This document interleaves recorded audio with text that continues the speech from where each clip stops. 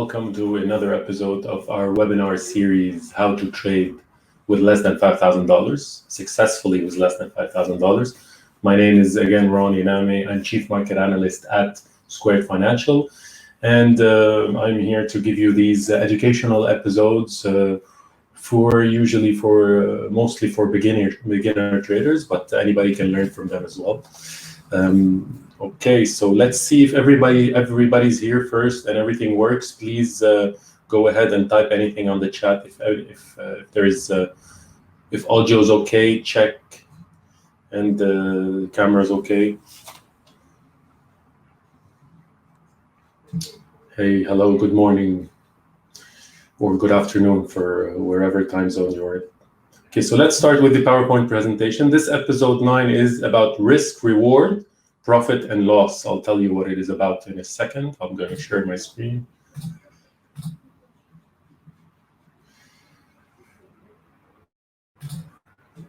Boom, boom, boom, from the beginning.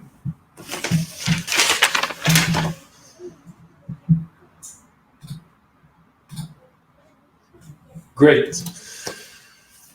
So episode 9, risk, reward, profit and loss. First of all, we're going to discuss extreme discipline, what it takes to actually become a successful trader, high risk, high reward, and we're going to see what I mean by that. The 3-to-1 RRR, or we all know the risk to reward ratio, triple R, and emotions abstain. So let's go ahead and... Okay, so you see, I always tell my students to have a trading plan before entering a trade. And one of my students once asked me, but what is this trading plan you keep telling us about? Like, what exactly do you want us to do? And so this session is about creating a trading edge. I always told you about do not enter a trade unless you have an edge in your favor, right? The odds in your favor. Because I believe that if you don't know that your chances of success are in your favor, then you don't have a plan. So a trading edge is equal to a trading plan. So the goal of this webinar is to break down into 4 critical steps necessary to create your trading edge. Okay, so look at the slide here. If this was the casino, whatever game you choose to play, we all know the saying, the house always wins, right? So why? Because they create every game in a way to favor, to give the house the odds. So let's say you're playing this game, roulette, American roulette or French roulette. The difference is there is 2 zeros, right, in the American roulette. So there's 0 and the double 0 that you see here. Whereas in the French roulette, there's only 1 0. But regardless, let's say you're playing your roulette, your probability of success would be equal to what? Let's say you're playing a straight up bet and you put your money on one of the numbers. There are 1 to 36 numbers, right? 1 to 36 numbers. So your odds are 1 to 36. Well, no, your odds are 1 to 38 because there is also the 0 and the double 0. And this is the edge in this game that the house creates for it to have more chances of winning on the long run. Okay, so your chances of winning here, they only pay you 36 times your bet. However, your chances of winning are 1 to 38.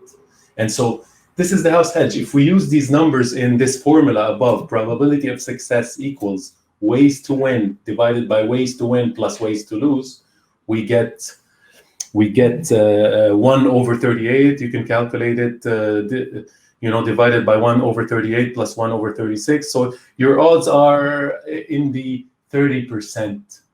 Okay, so in other words, the chances of winning for the house are 70%, and your odds of winning are less than 30%, 29 point something. Okay, so yes, you are taking high risk. You will be benefiting high reward if you get the number. However, your odds are very slim. And let's say you're playing red or black, same thing. Red or black, you would think your odds are 50-50. If you place on red, you would get double your bet. Well, no, your odds are not 50-50. Your odds are 33.333% because of also the zero and the double zeros. Okay, so the house always creates an edge. That's why the casino is a losing game. However, in trading, we talk about high risk, high reward. Same thing, right? However, I recommend only to use high risk if you have a trading edge. So do not roll the dice. So your trading should not be random, right? You have a trading plan. I'm sorry, I think I didn't skip to the next slide. So here we go. Is this okay? No. Here we go. Okay, so this is the slide. So high risk, high reward. If you don't have a trading edge, don't roll the dice. Your trading should not be random, so have a trading plan. Document multiple outcomes of each trade before you place the trade. What this means is, you can write them down if necessary. However, I have them in my mind. Whenever I enter a trade, I do so knowing what the outcome is. In other words, let's say I enter at a price, and then I know where my exit zone is about. It's never a specific price, it's a zone whenever it reaches that zone. And I know where my stop is ahead of time. Okay, so I know the outcomes. It could go this way, it could go the other way, or there is a third outcome. It could do either. It could just, bounce between my take profit and stop loss, and that would, this fluctuation would make me maybe change my decisions and my plan. Okay, explain what your edge is. Explain it. You have to be able to explain it to yourself before putting capital at risk, and we'll see that in a second. We'll see an example of this in a second. And trade a system, very important, or lot size that's right for you. We spoke about this the last time, comfort zone. So this, if you're sweating, if you're stressful, if you're not comfortable with the trade, it means that the lot size is very big for you. So please reduce your lot size until you feel comfortable. You should be feeling comfortable, even if you lose money. Knowing that you're going to lose money. Sometimes you're in a trade and you immediately know, oh, this is not going to go my way. And if you don't feel the stress and you don't feel the sweat, and you don't, feel all the, you can see if you can still manage this stress, then we all stress whenever we're losing money, even if it's a small amount. But if you can still manage it, then you're still within your comfort zone. If not, then please reduce your size. Okay, so yes, for high risk, only if you have a trading plan. Remember, you remember that 21-year-old kid that I told you about, the trader that used to sit next to me. He was from Jamaica. Anyways, this is okay. So he beat every single one of us every time. So as soon as he started training, he was in my group. But then, he raced through the finish line in no time, whereas we were still in the learning, within the learning curve. And he started making money, ahead of everybody in the group.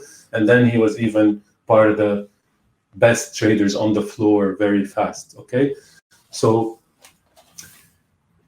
even though he had more losing trades than winning trades, right? I told you about that as well. He had maybe 70 to 80% losing trades. However, this one good trade that he would do, he would be in it in very big size, comfort zone, but he would also know how to maximize the profits, to the max. Like he would, this trade would make him the day sometimes. One trade, the whole day would be based on one trade. So these other smaller trades that he took losses on were insignificant compared to this one trade. So this good one trade that he had was great, was so great. Like I felt like he was, playing the market. It was just like a game for him. It was just numbers and not really actual money. So one day the guy that was next to him was on vacation. So I decided to ask him if I can sit next to him. I wanted to see what it is he's doing. And so he said, yeah, I don't mind. I asked him if I can sit for a few hours. And for a few hours, I just watched what he was doing, and then I started trading alongside with him, and he didn't have a problem with that as well. So I was very happy because we were thinking the same thing, right? So he was, let's say, long the S&P 500 or thinking of going long the S&P 500, and I was thinking the same thing. He was thinking of going short the Euro USD, and I was thinking the same thing. So, I felt good, he boosted my ego. Wow, I think like this genius. However, in one trade, he was long the S&P 500 and I was long the S&P 500. He made money on that trade while I lost money.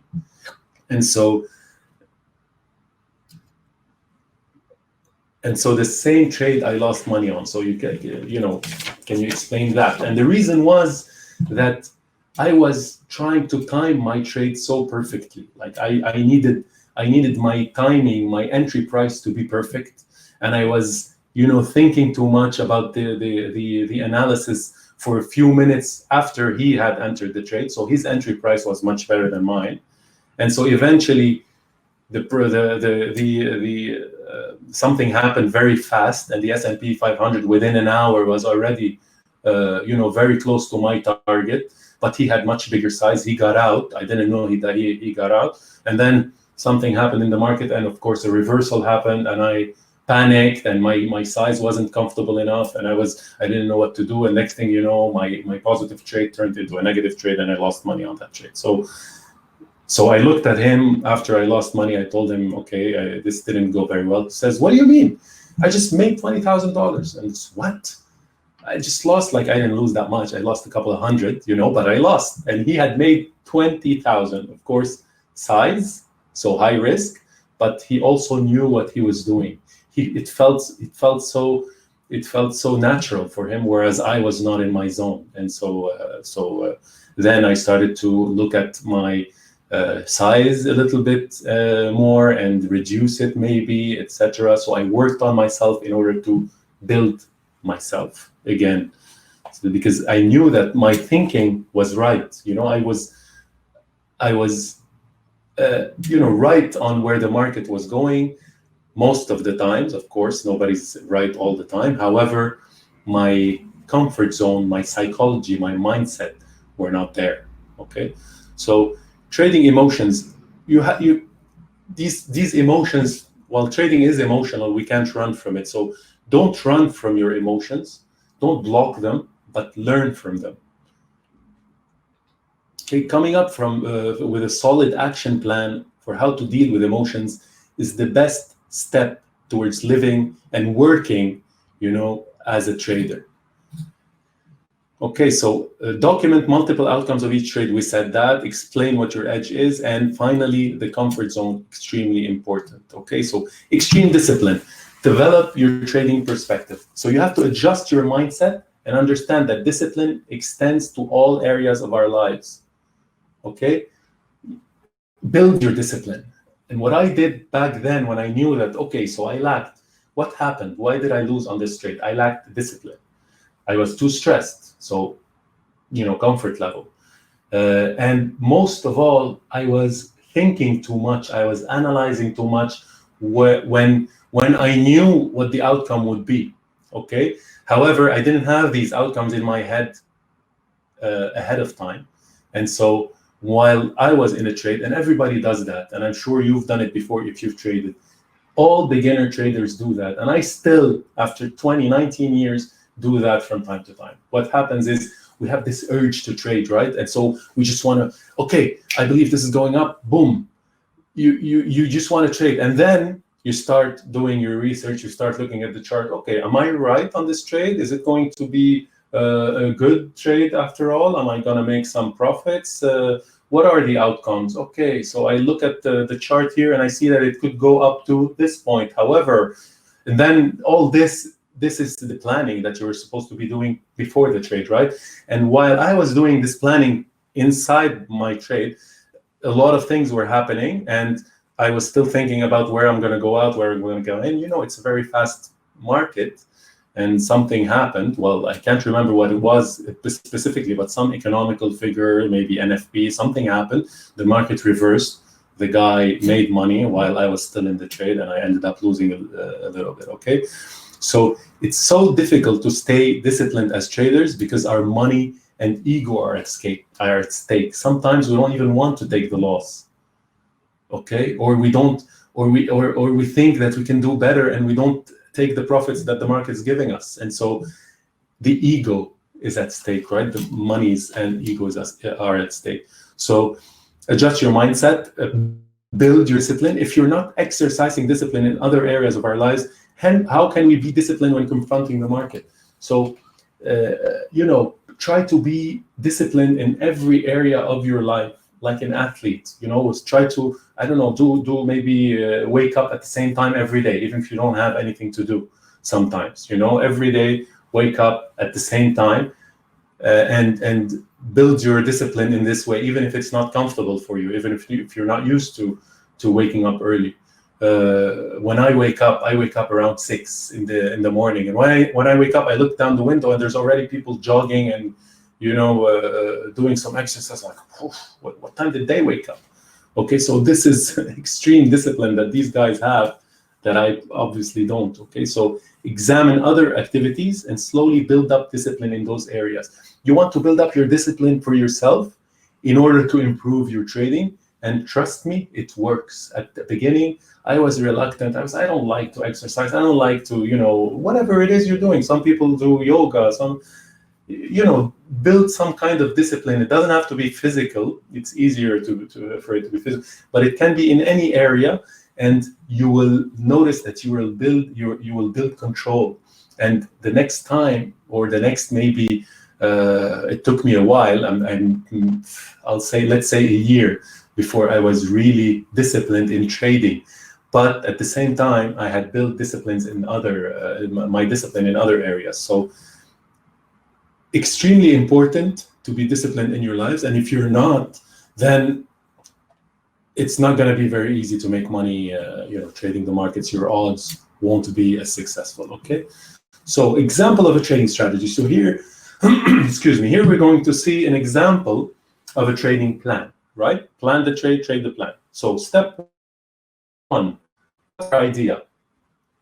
For example, let's say, let's talk about today's news, no deal Brexit. We all know that the Prime Minister of the UK is threatening Europe that he'll pull out from the agreement, that they will cancel all the talks that they did, or the contracts that they did previously, which is a breach of international law, etc. Blah blah blah. All this news, we keep hearing them day after day after day. So, no deal Brexit might happen. Even though nobody wants it, everybody always claims they don't want they want a deal. But if it doesn't happen, is it bad for the euro or the pound? The Eurozone or the UK? Well, it's bad for both. It's bad for both in my opinion, but much worse for the GBP USD pair, right? So let's say my idea is, instead of going short the pound and long the euro, let's go long the euro pound. Okay, so euro GBP. We look at the 1 hour chart, the 4 hour chart, and the daily chart. Why? So just to see the big picture. So let's do that.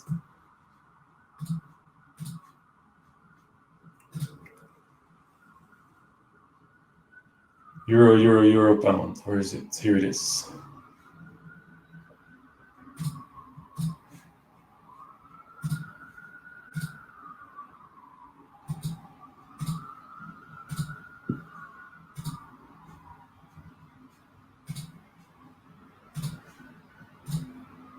Okay.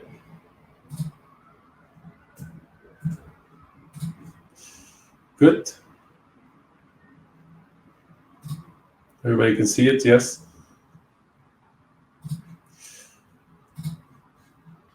All right, so the euro pound, no, that's the pound actually. That's the euro pound.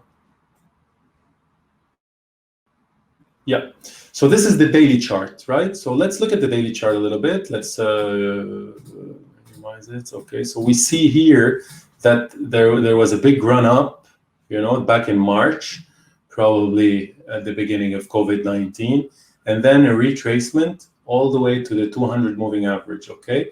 And then it just stayed on the 200 moving average for a few weeks. It tried to pull back up here, but, it didn't cross the 200 moving average. What does this tell us? That it's still strong, it's still in bullish territory. That's the big picture. And then now it's starting to go back up. Well, not now, since May, it's starting to, trying to trend up. However, there's a failure here to trend up, but although there's a big run up here, probably coinciding with the news about PM Johnson threatening the Eurozone to pull back from the talks, so withdraw from the talks. So this was probably, this rally here was yes, it's a beginning of September, the first week of September. So let's look at so we see that it's strong. We see that our idea might be right, that this could go up, right, by looking at the daily chart. Let's look at the 4-hour chart. 4-hour chart, same thing. We see that run up here. However, now we're retracing. We're pulling back all the way to the 50 moving average and might also test the 200 moving average. Okay, so that's what the 4-hour tells us, although it's still telling us it is bullish. And finally, the hourly chart. Well, the hourly chart is a bit different. It's going back down to this support level here, which is at, well, actually it's about to cross it. So this is live now, so it's about to cross it. So this might pull back here and go back up, or so this is actually a good trade if you want to go long, because we're trading with our back against the wall, right? However, it has to go back up within the next few hours, so it's good. We can put a tight stop on it. So let's say this is our idea. We liked what we see, we decide to go long. Okay, this is an example. Okay, so first of all, what we do is we use back testing. So we have to go back a little bit in time, right? There are softwares that can do back testing with data, but we don't, they're expensive. We don't really need them. We just have to go back maybe a year in time to see if what happened previously has, for example, when there is a cross on the 4-hour chart, like we saw on the 4-hour chart, there's a 50 moving average crossing the 200 moving average. In the past, has this caused a run up? Or let's say on the hourly chart, we see now that on the hourly chart, the price is slightly below the 200 moving average, right? Is that the 200 moving average? Okay, that's not, so 200 moving average. Okay, so we're right on it. This is the 200 moving average. Look at this. We're right on the 200 moving average. So it's now or never, right? That we can place a trade, we can go long. So this is our chance. So we can, of course, comfort zone. Remember, always comfort zone. We can always do the 3 trade rule. What is the 3 trade rule we spoke about last time? So we just go in. Let's say my comfort zone is 1.5 lots. Okay, so at more than 1.5 lots, I'm stressful, so I'm not going to trade the larger size. So let's just stick to my comfort zone, which is, for example, a lot and a half. So I can go now here long 0.50 and see where it goes, 0.5, and see where it goes, and then add along the way, right? And so let's say that we go long here. Okay, after back testing, we see that yes, it has bounced off on the hourly chart 2 times, 3-4 times. You can back test as much as you want, and then you document the multiple outcomes, just like we spoke about. So let's go back to the slide. Here it's bouncing a little bit here.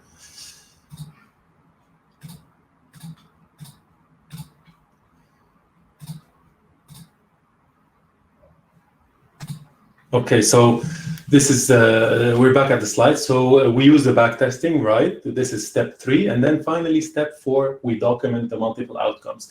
And this, from step 1 to step 4, it can be done within 30 minutes, 20 to 30 minutes, right? We don't need to overanalyze, okay? We don't need to ask our friends. We don't need to get opinions. This is an idea. 1, we have an idea. It's fundamental, of course. Then 2, we look at the technicals. We start with the daily chart because we want to see the big picture. Maybe there is no trend. Maybe it's not strong. Maybe I'm imagining things. So I go back to the 4-hour chart and then finally the 1-hour chart to place the trade. Why? Because of course every trader is different. And please, again, do not, I don't want people to trade or to imitate other people's strategies. So don't do, because no trade is perfect, okay? So I don't want you, nobody's expecting anyways the perfect entry or exit, or expecting to hold on and take the full wave, you know. This is incredibly rare, and so most of your trades will be far from perfect. So accepting that no trade is perfect relieves us from this giant burden, okay? So no trade is perfect. I'm not going to time it perfectly. However, I can have the discipline to stick to these 4 steps, and you can customize these steps to fit your own profile. So if you, for example, keep your usually, if you're the type of trader that keeps your trade, for example, for weeks, don't bother looking at the hourly chart, right? You're going to most probably looking at the daily chart.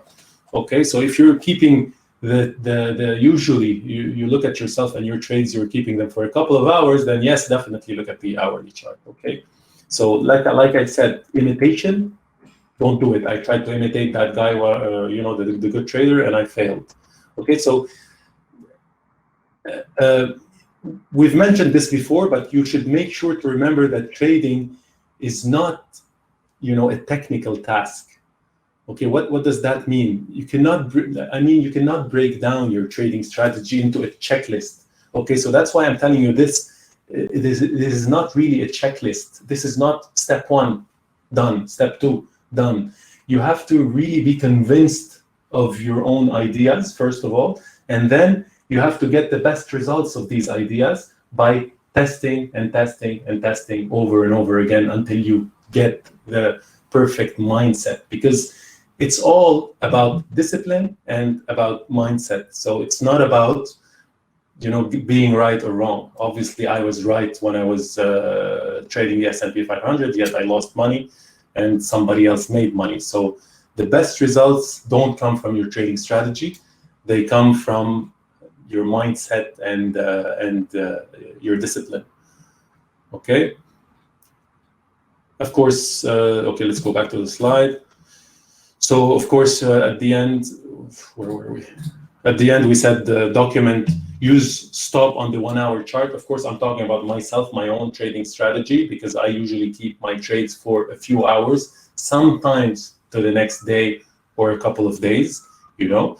And so I focus on the 1 hour chart, and I will place my stop as well by looking at the hourly chart. Okay, and I focus on a reward to risk ratio of 1 to 3, or a reasonable reward to risk ratio. You have to think, you know, not like a robot. Okay, so don't calculate exactly what 1 to 3 is. Sometimes, if you do back testing, you're going to see that the market is not. This instrument particularly is not moving that much. So let's say your stop is, I don't know, 25 pips. So you want the trade to go in your favor 75 pips. But if you look at the previous moves within this instrument, you will see that it rarely ever gives 75 pips within a time frame that you're looking at. So be reasonable and don't stretch it. You have to follow what the trade is going to give you, and not make the trade give you whatever you want. Okay, so, and then finally, the last slide is emotions abstain. Do not fight your emotions, like we said before. Learn from them. So I don't want to block my emotions. If I'm scared, I want to know that I'm scared, and I want to find out the reason why I'm scared, in order to, maybe it's the size, so maybe I can reduce the size, maybe I can do something about it. Okay, so trading, we all know that trading is emotional. There's no way we're going to get someone to not feel the anger, the ego problems, the revenge trading. So as again, if you're feeling insecure, nervous, or sad when you lose or when you trade, you are not trading a system or lot size that is right for you. So you start by reducing your lot size so you don't get upset when you lose. Then make sure the strategy you are using really adapts to your life rhythm and the way you read the market. I was telling you before about this story. I felt like he was trading, Sam, his name was Sam, that he was trading and he was very comfortable. It was like a game for him. He was like stalking at the same time. He was happy. He was not stressed. And I was like, wow. But he obviously didn't start this way. But what he did was very simple. He found his consistency. He found that he can, when he's right, he can maximize as much as he can.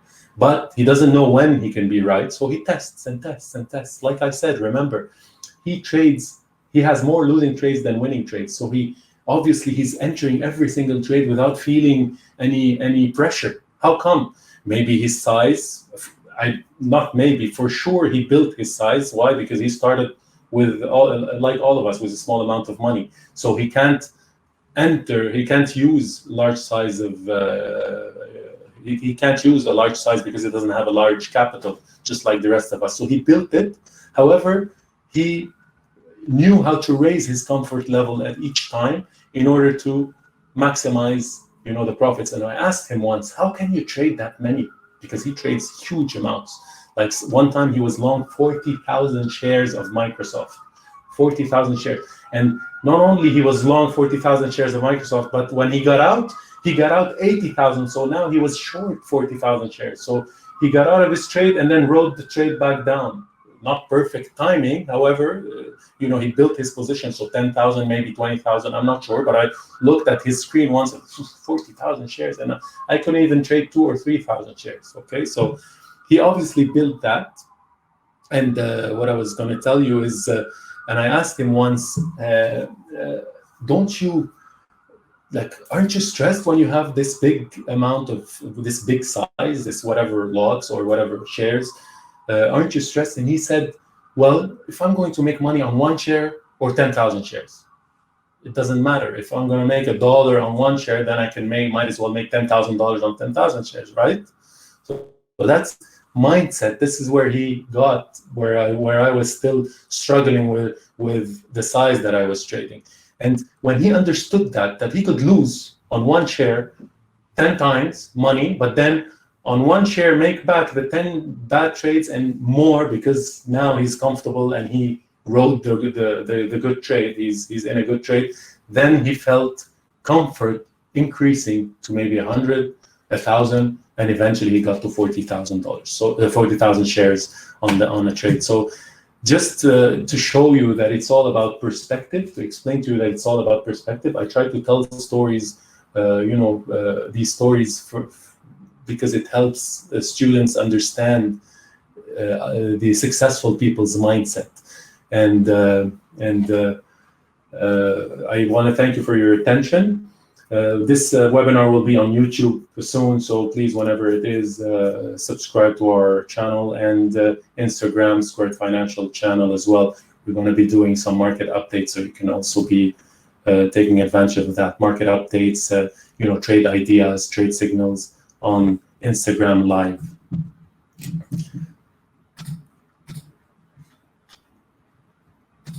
That's it for today. If anybody has any question, please feel free. Okay, what is the best software for backtesting? Someone's asking. Pantaleo. Okay, so Pantaleo, there are a few. There's TradeBox, there is QuantDL.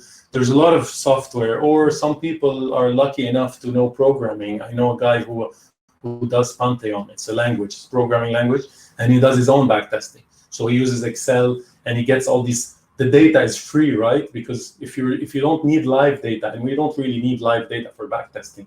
All you need is the close on that day, the open on that day. Let's see if you're looking at the daily chart. So you need the close, the open for the last year on that particular instrument. So he does it manually. It's not that hard because he gets the data from the internet for free, and then he plugs it into his software. So there are a lot of software for backtesting. However, personally, I don't use any. Okay, so I know a lot of very extremely good traders that don't use any software for backtesting. Okay, and they're very successful. So what I do usually is I go back a few months using TradingView, using my charts, and I just look at the outcome of what might happen if the similar situation is happening now. So like we saw in the example of the Euro GBP, if, for example, every single time there's a cross on a 4-hour chart, there's a trend after every single time within the time frame that I'm looking at. If I go back 6 months and I see this is happening for the past 6 months, then there's a higher probability that it happens again, and this is my edge. I just created an edge. Any other questions? There's probably a fire next to us because there's a lot of fire trucks going back and forth. Okay, so thank you very much, everyone, and hope to see you again next Wednesday, next webinar. Bye for now.